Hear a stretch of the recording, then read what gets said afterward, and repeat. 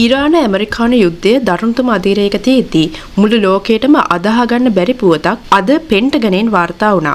ඒ තමයි ලෝකයේ තියෙන දියුණුම සහ දැවැන්ත ගුවන් යානා ප්‍රවාහන නෞකාව වන USS General R. Ford නෞකාව වහාම ක්‍රියාත්මක වන පරිදි මැද පෙරදිගින් ඉවත් කරගෙන නැවතත් ඇමරිකාව බලා ගෙන්වා ගැනීමට ට්‍රම්ප් පාලනය තීරණය කිරීම.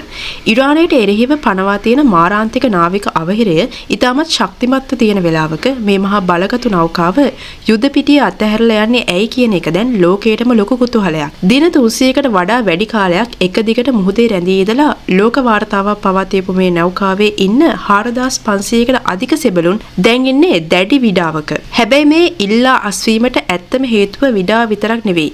පසුගිය මාර්තු මාසයේ මේ නෞකාවේ ඇති වුණු දරුණු ගින්නක් නිසා එහි අභ්‍යන්තර පද්ධතිවලට ලොකු හානියක් වෙලා තියෙන බවත් සාම්ප්‍රදායිකව මාස 6ක් වන මෙහෙයුම් කාලේ මාස 10ක් දක්වා දික්වීම නිසා නෞකාවේ තාක්ෂණික දෝෂ මතුවලා තියෙන බවත් දැන් රහසක් නෙවෙයි.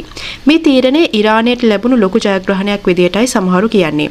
මොකද USS General R. Ford කියන්නේ ඇමරිකාවේ ප්‍රධානම යුද යන්ත්‍රය වගේ.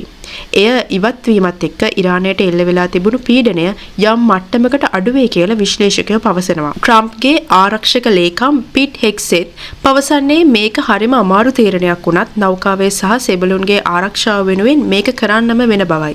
හැබැයි මේකෙන් අදහස් වෙන්නේ නැහැ ඇමරිකාව ඉරානය අත්හරිනවා කියලා. මොකද තාමත් මැද පෙරදිග මුහුදේ USS Abraham Lincoln සහ අලුතින් පැමිණි USS George H.W. Bush කියන තවත් දැවැන්ත නෞකා දෙකක් ඉරාන වරායවල් වට කරගෙන ඉන්නවා. ට්‍රම්ප් මේ නෞකාව ගෙන්වා ගන්නේ සමහර විට ඉරානයේ එක්ක රහසිගතව සිද්ධ වෙන සාම සාකච්ඡාවලට යම් ඉඩක් දෙන්න වෙන්නත් පුළුවන්. නැත්නම් මේක ඉරානයේ මුලා කරලා මහා පරිමාණ වෙනත් ප්‍රහාරයකට සූදානම් වීමක්ද කියන බයත් දැන් ඇති වෙලා තියෙනවා. ඉරානය පවසන්නේ ඇමරිකාවේ මේ මහා නෞකාව අසාර්ථක වෙලා ආපසු යනවා කියලයි. නෞකාවේ වැසිකිලි පද්ධතිවල ඉඳන් රේඩාර් පද්ධති දක්වා ලොකු දෝෂ මතුවලා තියෙන බවත් දැන් වාර්තා වෙන නිසා ඩොලර් බිලියන 13ක් වටිනා මේ නෞකාවේ සැබෑ ශක්තිය ගැන දැන් ප්‍රශ්න මතුවලා තියෙනවා.